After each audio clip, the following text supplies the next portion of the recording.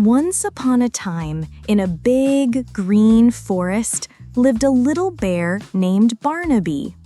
Barnaby was a happy little bear.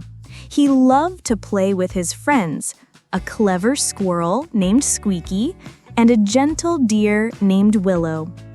But Barnaby had a small problem. He had lost his roar. One sunny morning, Barnaby woke up and stretched his furry arms. He opened his mouth to let out a big morning roar, but all that came out was a tiny squeak. Squeak, he went. Barnaby tried again. Squeak, squeak. He sounded more like a mouse than a bear. Barnaby felt his cheeks turn red. How could a bear not roar? He went to find his friends. He found Squeaky busy hiding acorns. Squeaky, Barnaby whispered, his voice wobbly. I can't roar. Squeaky stopped his work and twitched his nose.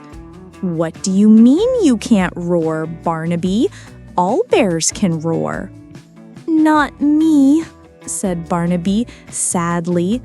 He took a deep breath and tried his best. Squeak! Squeaky's eyes grew wide. Oh dear, he said. That is a problem.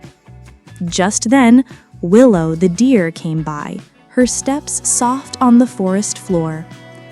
What's wrong, Barnaby? She asked in her kind voice. He's lost his roar, Squeaky explained. Willow looked at Barnaby with her big brown eyes. Don't worry, Barnaby. We will help you find it. So the three friends set off on a mission to find Barnaby's roar. First, they went to see Old Man Owl, who was wise and knew many things. He was perched high up in a tall oak tree. Mr. Owl, called Squeaky, Barnaby has lost his roar. Old Man Owl blinked his big round eyes.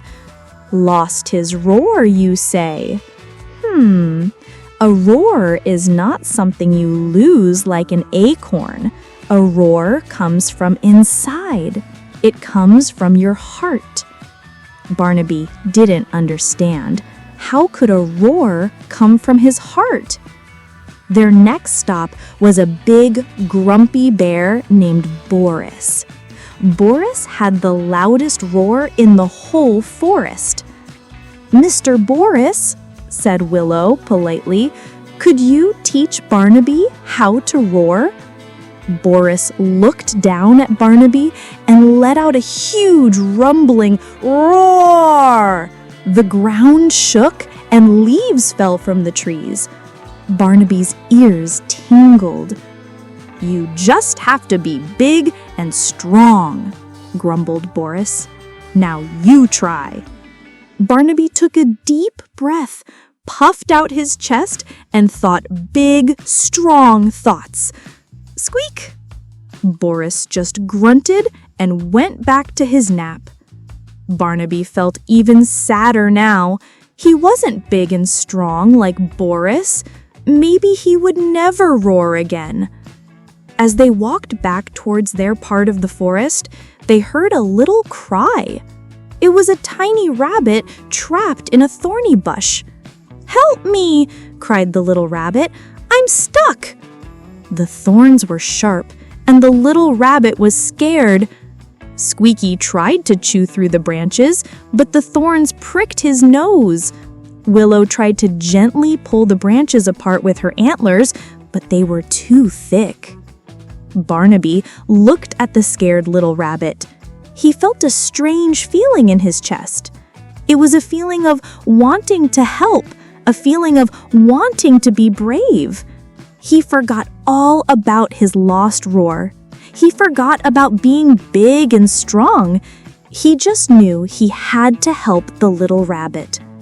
He stood up tall, took the deepest breath he had ever taken, and a huge, powerful sound came out of his mouth.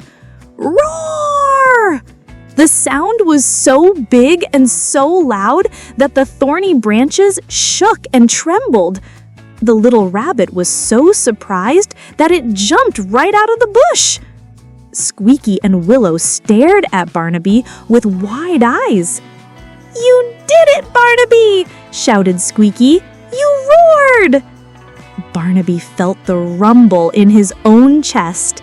He had done it. He had roared. The little rabbit wiggled its nose. "Thank you for saving me," it whispered. "Your roar was very brave." Barnaby looked at his friends, and a big smile spread across his face. Old Man Owl was right. His roar didn't come from being big and strong like Boris. It came from his heart. It came from being brave and kind.